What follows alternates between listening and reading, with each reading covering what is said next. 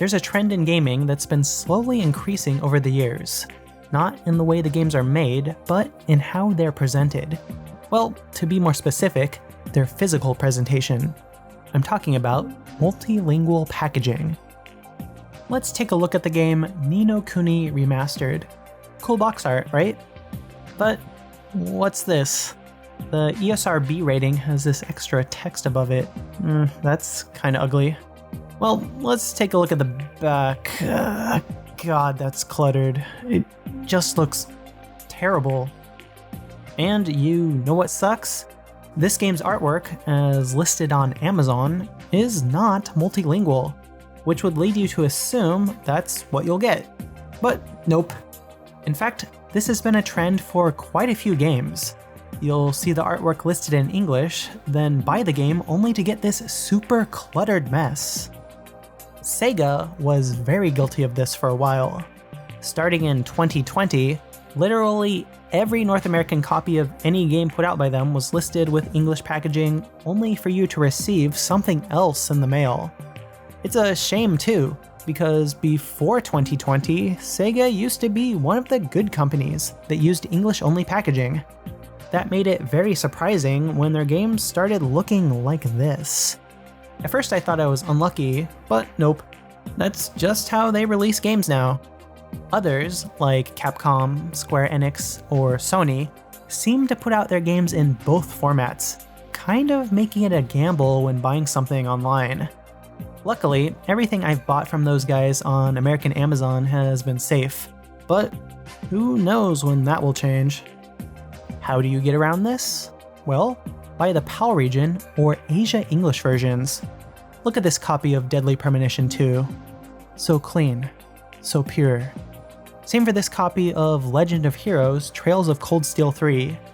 Had I bought the North American version, well, too bad. Here's a giant jumble of text presented in a smaller font with less space for artwork. And that's seriously crazy coming from a company like NIS America, who put out the kinds of games that collectors love. Why give us this ugly packaging? Look at what superior publisher Xseed did with their copy of the first two games in the series. They just look so nice, and even come in these deluxe cardboard boxes. Really, Xseed is one of the best publishers out there when it comes to presentation, and I think they understand that people who buy these games don't want an ugly, cluttered presentation. It's the same reason I'm sure companies like Limited Run Games, who even more so cater towards collectors, always have English-only packaging. Okay, back to PAL games. While they tend to be a much safer bet, there are still some publishers, like THQ Nordic, that had the amazing idea to follow their North American packaging style and release the same version across the entirety of Europe, thus making every version of the game you'll find from that region be multilingual. To avoid this, you might want to look up a game you're interested in on eBay and see what it looks like. Still, more often than not, the PAL version is a much safer bet than what you'll find in North America. Now, a big issue with importing these is DLC. With PS4 and 5 games, DLC is locked by region, meaning if you have a PAL disc and a North American PSN account, the DLC won't work. You'll have to make a second account and find a way to buy it using gift cards and whatnot. With Switch games, this luckily isn't a problem, as the system's DLC usually isn't region locked. Still, why do I have to do this? Why can't there just be multiple versions of the box art for each language? Back in the old days, only Canada had these ugly boxes. I mean, I get it. It's a money thing. It's cheaper and easier to just print the same thing to use everywhere. But, God, I buy physical games for the packaging, so can't they make an effort to make said packaging not look like shit? Maybe it's a conspiracy. Maybe it's intentional to get people to move away from buying physical and start buying more digital titles. Okay, probably not. In my case, I don't buy everything physical. God of War? Whatever, I'll buy the digital version. It's not like it's going to be rare, at least not anytime soon. A more obscure JRPG, well, I kinda want that in a box for some reason. And since I'm getting the box, I want one that's pleasing to look at. I don't know, maybe only I care. Still, here are some publishers based on whether or not it's safe to buy the North American versions of their games. Sony. Sometimes safe, sometimes not safe. Beware of stores based in Canada. Nintendo. Never safe. You'll need to buy the PAL version if you want packaging that isn't cluttered. The only Nintendo adjacent games I know of that are safe are the Mario Rabbids games, because those were put out by Ubisoft. But, strangely, I have found Nintendo games where the front of the package has the multilingual ratings logo, while the back is more or less English only, aside from the legal information. Not sure what that's about. Sega. Safe for titles released before 2020, sadly, never safe for anything released in 2020 and onwards. Man, why did they have to ruin the box of Sakura Wars? Oh well, here's this really cool Australian version of the game that comes with a slipcover. What happened to you, Sega? You used to be cool. What happened to you, man? Used to be cool. I'm still cool. Nah, you've changed, man. Atlas. Technically owned by Sega, so the same applies. It's a shame, cause they've got some great box art. Here's the original Persona 5. So cool. And here's Royal. Gross. Limited run games. Always safe. They care about collectors, of course. Though I kinda wish they'd put the system logo on special editions of PS4 and 5 games. They do it for Switch. Without the logo, it just makes the game look like a DVD box set or something when it's sitting there with everything else. The same goes for steelbook cases that do the same thing. But I digress. Xseed. Again, always safe. And with some of the best packaging in the biz. Look at this. That's so cool. And with the system logo, wouldn't you know? And while I'm at it, go play Sakuna of Rice and Ruin. That game is great. Square Enix. Same as Sony, it's just luck of the draw when you buy stuff online. Again, beware Canada. THQ Nordic. Generally not safe. I mentioned before that their European PAL boxes are multilingual, but if you can somehow track down an Australian copy of one of their games, you'll be in the clear. P-Cube?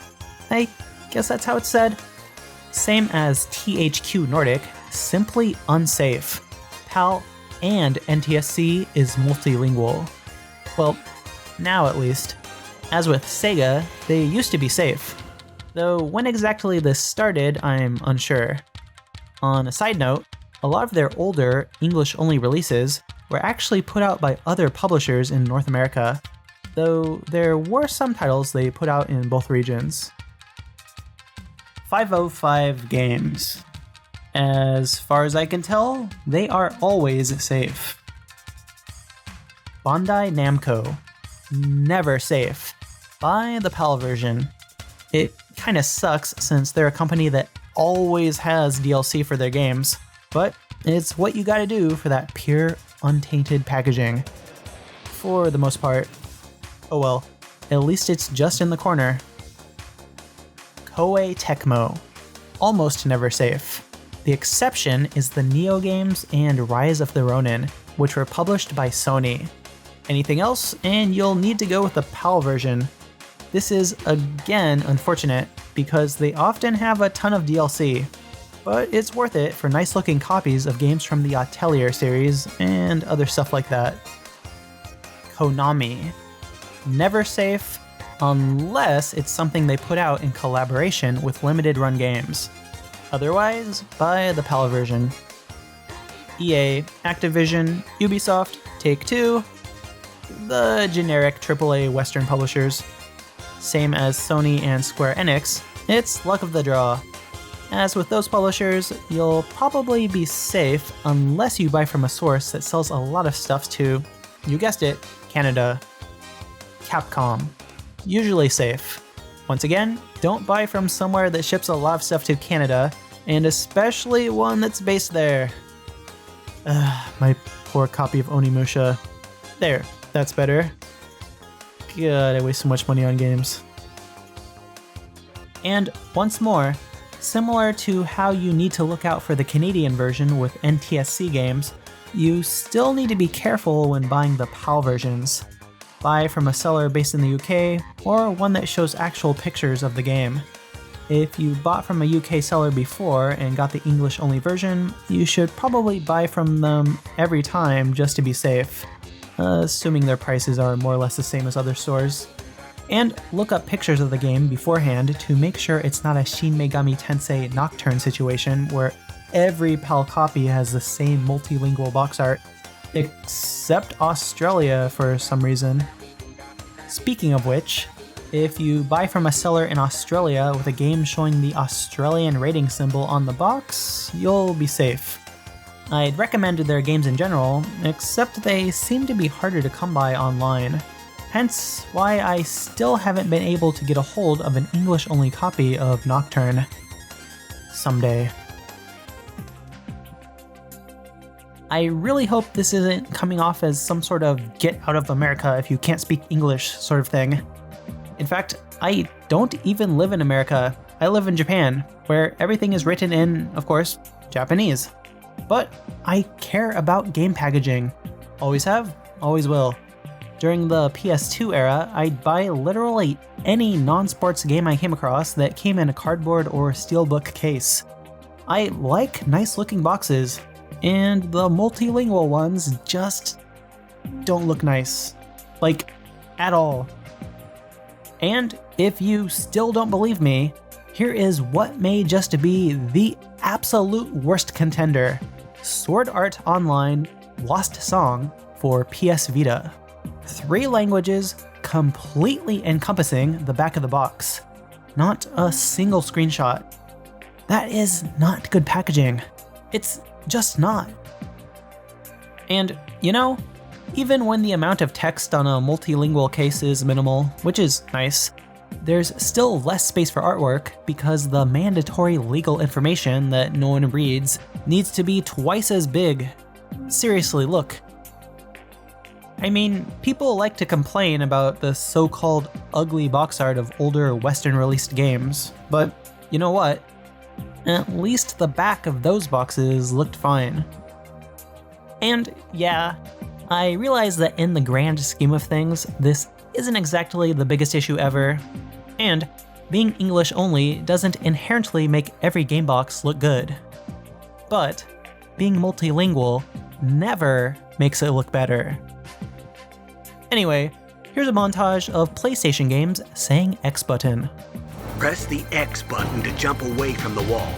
When you need cover from enemy fire or better aim to hit a target, kneel by holding X. You can also use X with the D-pad to crouch and walk. When the cube is about to land on the marked spot, press the X button.